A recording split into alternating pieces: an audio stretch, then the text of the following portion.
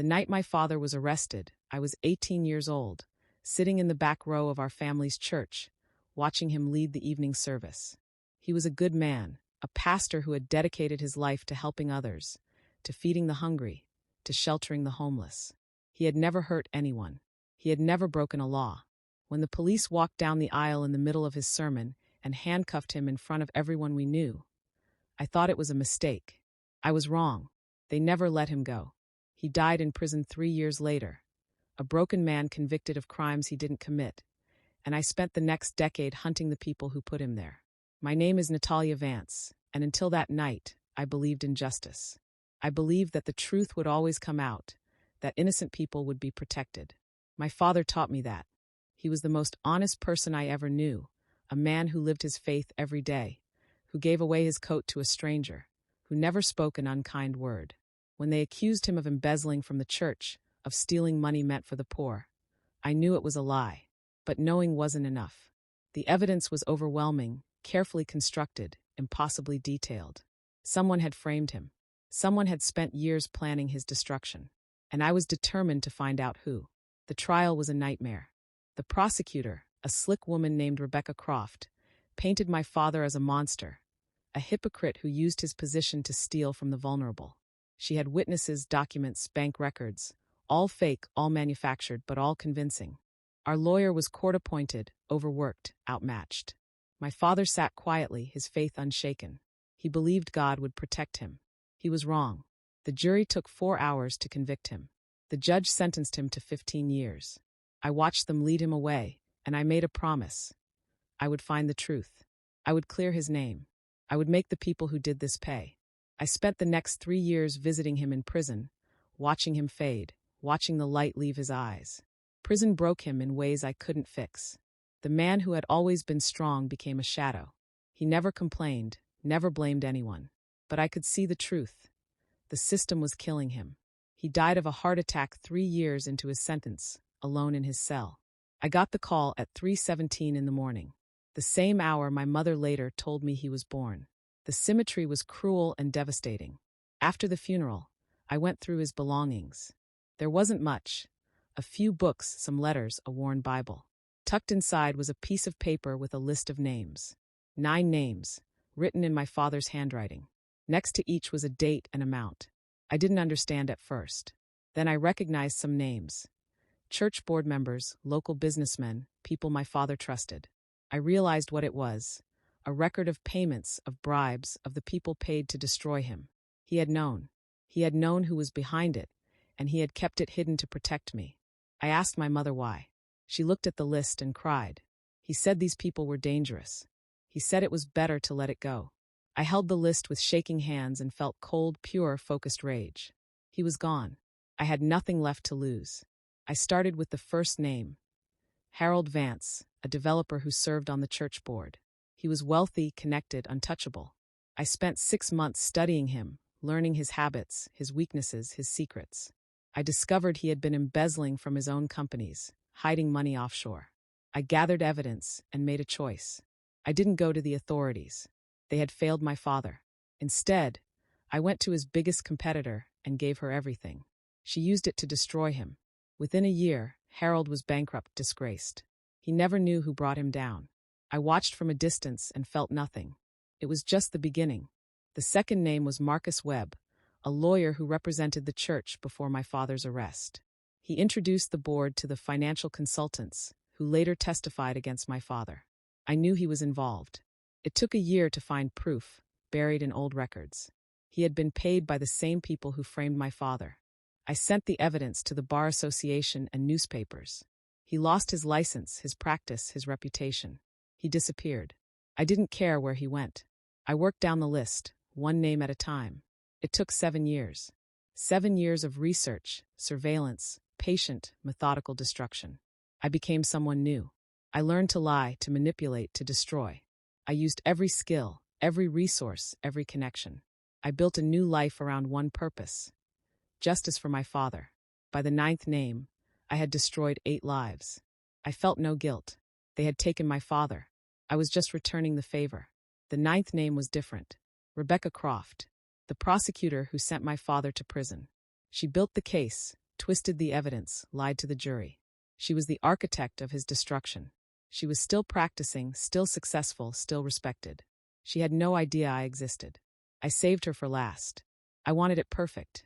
I spent 2 years studying her. I discovered she had taken bribes, hidden evidence, suborned perjury in dozens of cases. She was evil, a woman who built her career on innocent people.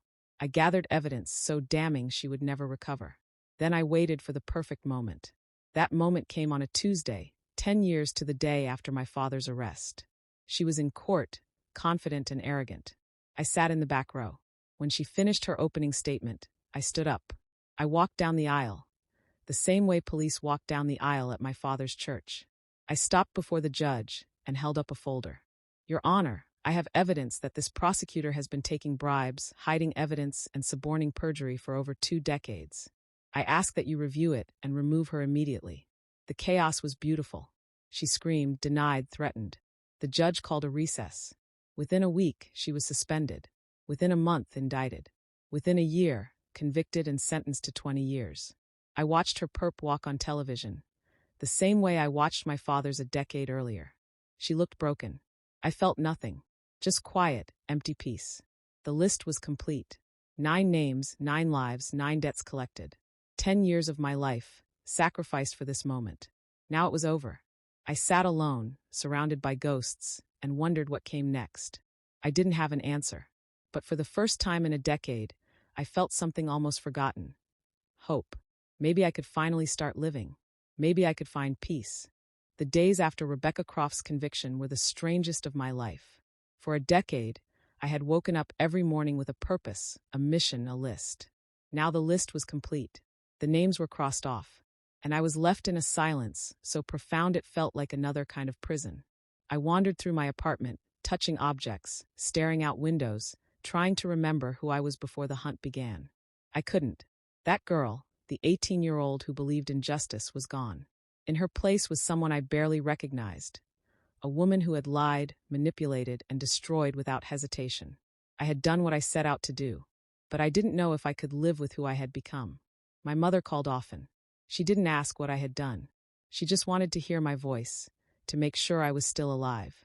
I tried to sound normal, but she knew. "Come home, Natalia," she said one night. "Come home and let us help you heal." I wanted to, but I didn't know how. I didn't know if healing was possible for someone like me. I stayed in my apartment, alone, for another month. I barely ate, barely slept, barely moved. I just sat and thought about the 9 names, the 9 families I had destroyed. I told myself they deserved it. They had taken my father, stolen his life, left him to die alone in a prison cell. But the voice in my head, the one that sounded like my father, kept asking, "Is this who you wanted to become?" I didn't have an answer. The turning point came in the form of a letter. Hand-delivered, no return address, just my name. I almost threw it away, but something made me open it. Inside was a single page, typed and signed. It read, "I know what you did. I know about the 9 names. I'm not here to threaten you. I'm here to thank you. My father was one of her victims. He spent 8 years in prison for a crime he didn't commit. He died 2 years after his release. You gave me closure. If you ever want to talk, I'm here. You're not alone." There was a phone number at the bottom. I stared at the letter for hours, tears streaming. I wasn't alone. There were others. I called the number the next day. A woman named Elena answered. Her father had been prosecuted by Rebecca Croft a decade before mine. She had spent years trying to prove his innocence. She failed. He died before she could clear his name.